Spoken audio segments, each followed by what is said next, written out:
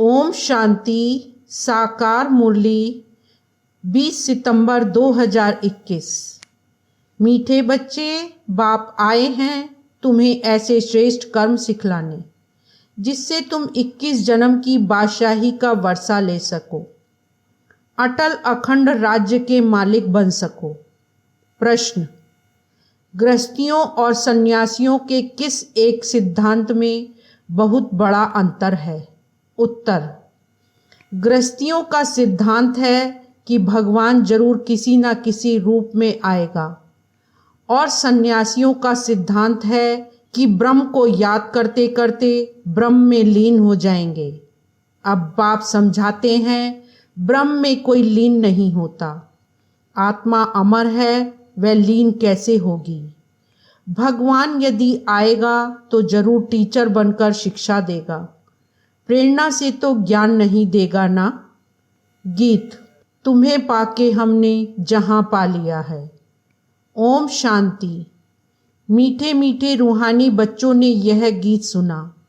रूहानी बच्चे ही कहते हैं कि बाबा, बच्चे जानते हैं यह बेहद का बाप बेहद का सुख देने वाला है, अर्थात वह सभी का बाप है। उनको सभी बेहद के बच्चे आत्माएं याद करते हैं, किसी न किसी प्रकार से याद करते हैं, परंतु उनको पता नहीं है कि हमको उस परम पिता परमात्मा से कोई बादशाही लेनी है। तुम जानते हो हमको जो बाप सतयुगी विश्व की बादशाही देते हैं वह अटल अखंड अडोल है।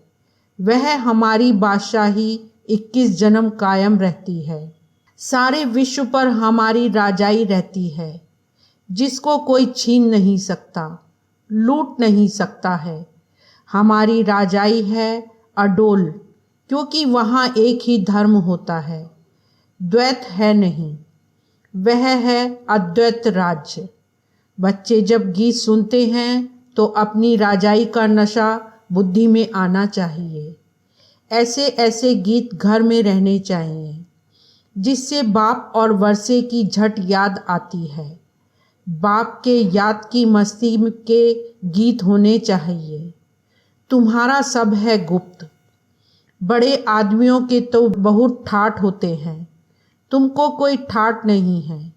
तुम देखते हो जिसमें बाबा ने प्रवेश किया है उसमें भी कोई ठाठ की बात नहीं है। कपड़े आदि सब वही हैं। तुम बुद्धि से समझते हो कि बाबा ने इसमें प्रवेश किया है हमको यह राज्य भाग्य देने। यह भी बच्चे जानते हैं कि सारी सृष्टि में इस समय जो भी मनुष्य मात्र हैं सब देह अभिमान में आकर अनराइटियस काम करते हैं, इसलिए बेसमझ कहा जाता है। सबकी बुद्धि को ताला लगा हुआ है। तुम कितने समझदार विश्व के मालिक थे, अभी माया ने बिल्कुल बेसमझ बना दिया है, जो कोई काम के नहीं रहे हैं। बाप के पास जाने के लिए यज्ञ तप बहुत करते हैं, परंतु मिलता कुछ नहीं। ऐसे ही धक्के खाते रहते हैं। परमात्मा को कोई भी जानते नहीं, सर्वव्यापी कह देते हैं। यह भी कितना रॉन्ग हो जाता है। पिता अक्षर बुद्धि में नहीं आता है, करके कोई कहते भी हैं, वह भी कहने मात्र। अगर परम पिता समझे तो बुद्धि एकदम चमक उठे। बाप स्वर्ग का वर्षा देते हैं, वह हैं हेवनली गॉड फादर। फिर हम कलयुगी नर्क में क्यों पड़े हैं? अब हम मुक्ति, जीवन मुक्ति कैसे पा सकते हैं? ये किसकी बुद्धि में नहीं आता है। अभी तुमको समझ मिली है। बाबा ने हमको यह स्मृति दिलाई है। जब नई दुनिया नया भारत था तो हमारा राज्य था। एक ही मत, एक ही भाषा, एक ही महाराजा महारानी थे। सतयुग में महाराजा महारानी, त्रेता में राजा रानी कहा जाता है। फिर द्वापर में वाम मार्ग शुरू होता है। फिर हर एक के कर्मों का मदार है। कर्मों अनुसार एक शरीर छोड़ दूसरा लेते हैं। अभी बाप कहते हैं मैं तुमको ऐसे कर्म सिखाता हूँ जो 21 जन्म बादशाही पाते रहेंगे। भल वहाँ भी हद का बाप मिलता है, परंतु वहाँ यह ज्ञान नहीं रहता कि यह राजाई का वर्षा बेहद के बाप का दिया हुआ है।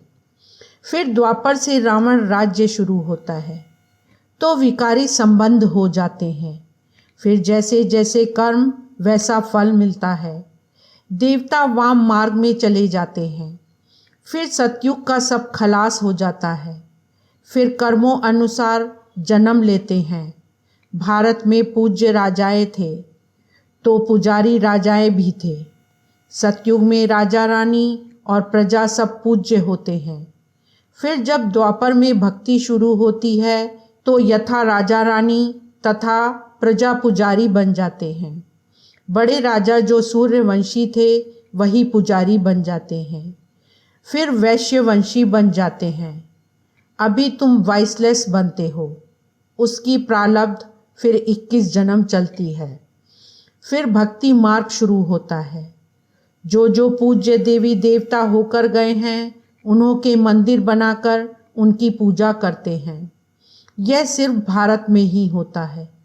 यह 84 जन्मों की कहानी जो बाप सुनाते हैं यह भी भारतवासियों के लिए है और धर्म वाले आते ही बाद में हैं।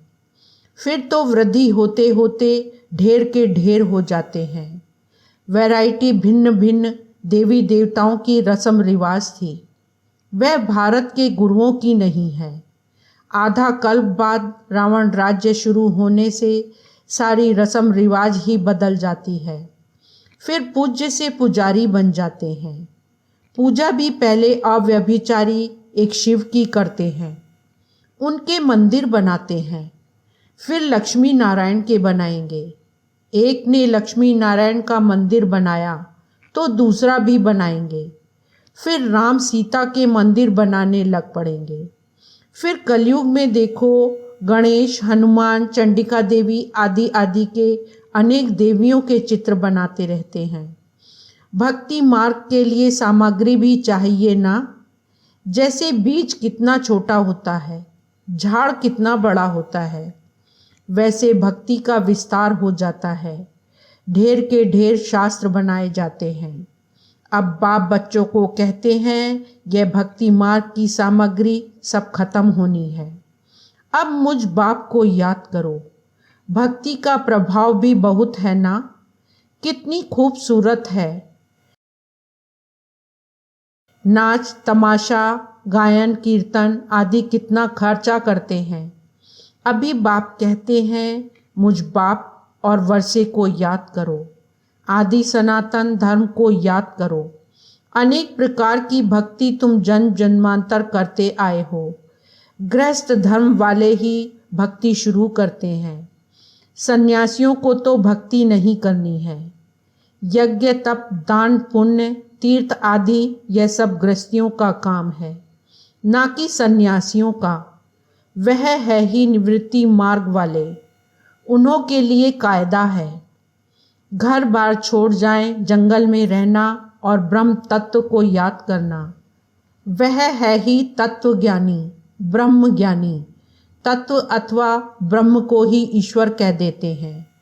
जैसे भारतवासी असूल में हैं आदि सनातन देवी देवता धर्म के, परंतु हिंदुस्तान में रहते हैं तो अपना धर्म हिंदू समझ लिया है। वैसे सन्यासी भी आत्माओं के रहने के स्थान तत्व को परमात्मा समझ लेते हैं।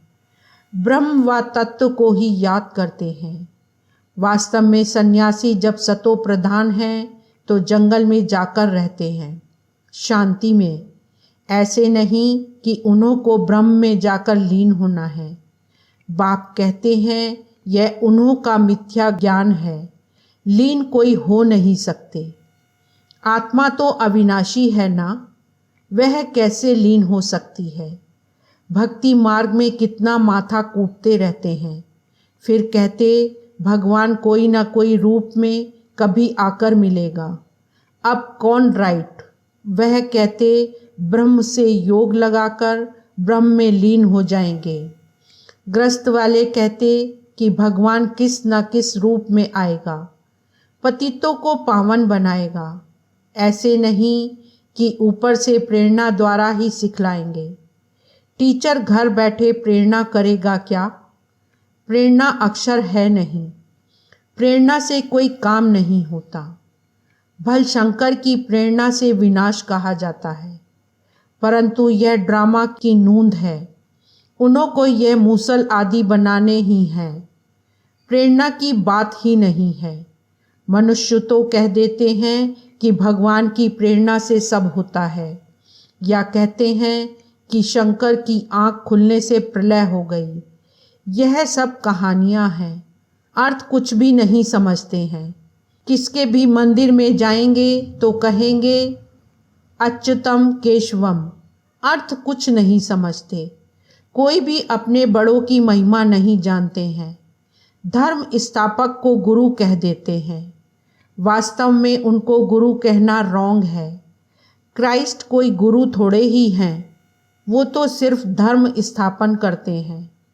गुरु उनको कहा जाता है जो सद्गति करे, वह तो धर्म स्थापन करने आते हैं। उनके पिछाड़ी उनकी वंशावली आती है। सद्गति तो किसकी करते ही नहीं, तो उनको गुरु कैसे कहेंगे? गुरु तो एक ही है, जिसको सर्व का सद्गति दाता कहा जाता है। भगवान बाप ही आकर सर्व की सद्गति करते हैं, मुक्ति जीवन मुक्ति देते हैं। उनकी याद कभी किससे छूट नहीं सकती।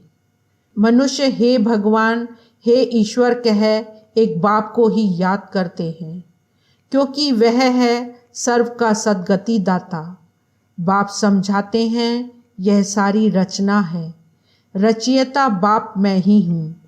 सबको सुख देने वाला, वर्षा देने वाला एक ही बाप ठहरा। भाई भाई को वर्षा दे नहीं सकते। वर्षा हमेशा बाप से मिलता है। मैं सभी बेहद के बच्चों को बेहद का वर्षा देता हूँ, इसलिए ही मुझे याद करते हैं। हे परमात्मा क्षमा करो, समझते कुछ भी नहीं। बाप कहते हैं मैं कोई इन्हों के पुकारने से नहीं आता हूँ। यह तो ड्रामा में बना हुआ है। ड्रामा में मेरे आने का पार्ट भी नूंधा हुआ है। अनेक धर्म विनाश, एक धर्म की स्थापना व कलयुग का विनाश। सतयुग की स्थापना करनी होती है। मैं अपने समय पर आपे ही आता हूँ। यह भक्ति मार्ग का भी ड्रामा में पार्ट है। अब जब भक्ति मार्ग का पार्ट पूरा होता है तब आया हुआ हूँ। कल पहले भी बाबा आप ब्रह्मा तन में आए थे। यह ज्ञान अभी तुमको मिलता है, फिर कभी नहीं मिलेगा। यह है ज्ञान, वह है भक्ति। ज्ञान की प्रारब्ध है चढ़ती कला। कहा जाता है सेकंड में जीवन मुक्ति। जनक को सेकंड में जीवन मुक्ति मिली थी ना, लेकिन क्या एक जनक ने ही जीवन मुक्ति पाई? जीवन मुक्ति तो सब पाते हैं ना, सारी विश्व पाती है। सद्गति व जीवन मुक्ति एक ही अक्षर है। जीवन मुक्ति अर्थात जीवन को मुक्त करते हैं इस रावण राज्य से। बाबा जानते हैं बच्चों की कितनी दुर्गति हो गई है, बिल्कुल दुखी हो गए हैं। उन्हों की फिर सद्गति होनी है। पहले मुक्ति में जाकर फिर जीवन मुक्ति में आएंगे, शांति धाम से फिर सुख धाम में आएंगे। यह चक्र का राज बाप ने समझाया है। बाप कहते हैं इस समय सारे सृष्टि का झाड़ जड़ जड़ी भूत तमो प्रधान हो गया है। इसलिए कोई भी अपने को आदि सनातन देवी देवता धर्म का समझते नहीं हैं। आदि सनातन देवी देवता धर्म के थे क्योंकि देवताएं पवित्र थे। हम अपवित्र पतित अपने को देवता कैसे कहलाएं? इसलिए कहा जाता है इन विकारों को छोड़ते जाओ। यह विकार आदि आधा कल्प से रहे हैं। अब एक जन्म में इनको छोड़ना, इसमें मेहनत लगती है। मेहनत बिगर थोड़े ही विश्व का मालिक बनेंगे। बाप को याद करेंगे तभी तुम अपने को राजाई का तिलक देंगे, अर्थात राजाई के अधिकारी बनेंगे। जितना अच्छी रीति याद करेंगे, श्रीमत पर चलेंगे, तो तुम राजाओं का राजा बनेंगे। पढ़ाने वाला टीचर तो आया है पढ़ाने। यह पाठशाला है ही मनुष्य से देवता बनने की, नर से नारायण बनाने की कथा सुनाते हैं। यह कथा कितनी नामी ग्रामी है। इनको अमर कथा, सत्यनारायण की कथा, तीजरी की कथा भी कहते हैं। देखो गीत कितना अच्छा है। बाबा हमको विश्व का मालिक बनाते हैं, जो मालिकपना कोई लूट ना सके। कोई अर्थक्वेक आदि नहीं होगी, वहाँ विघन की कोई बात ही नहीं। ऐसा अटल अखंड पवित्रता, सुख शांति का राज्य तुम अभी पा रहे हो। कल्प पहले मुआफिक हर 5000 वर्ष बाद भारत स्वर्ग बनता है। तुम जानते हो हम सो देवता थे, फिर 84 जन्म लेते लेते आकर यह बनते हैं, फिर हम सो देवता बनेंगे। इसको कहा जाता है स्वदर्शन चक्रधारी। अच्छा, मीठे मीठे सिकी लदे बच्चों प्रति माता पिता बाप दादा का याद प्यार और गुड मॉर्निंग। रूहानी बाप की रूहानी बच्चों को नमस्ते। धारणा के लिए मुख्य सार। फर्स्ट पॉइंट, अपने आप को राजाई का तिलक देने के लिए याद की मेहनत करनी है, सब विकारों को छोड़ देना है। सेकंड पॉइंट, ब्रह्मा बाप समान साधारण और गुप्त रहना है, बाहर का ठाट आदि नहीं करना है, अपने भविष्य राजाई के नशे में रहना है। वरदान, नॉलेजफुल, पावरफुल और लवफुल स्वरूप द्वारा हर कर्म में सिद्धि प्राप्त करने वाले सिद्धि स्वरूप भव। सार, जब वाणी द्वारा सर्विस करते हो तो मनसा पावरफुल हो। मनसा द्वारा दूसरों की मनसा को चेंज करो, अर्थात मनसा द्वारा मनसा को कंट्रोल करो, और वाणी द्वारा लाइट माइट देकर नॉलेजफुल बनाओ, और कर्मणा अर्थात संपर्क व अपनी रमणीक एक्टिविटी से उन्हें असली फैमिली का अनुभव कराओ। ऐसे जब तीनों स्वरूप में रहकर हम कर्म करेंगे तो सिद्धि स्वरूप स्वतः बन जाएंगे। स्लोगन, अपने पास शुद्ध संकल्पों की शक्ति जमा करो तो यह शक्ति सेफ्टी का साधन बन जाएगी। ओम शांति।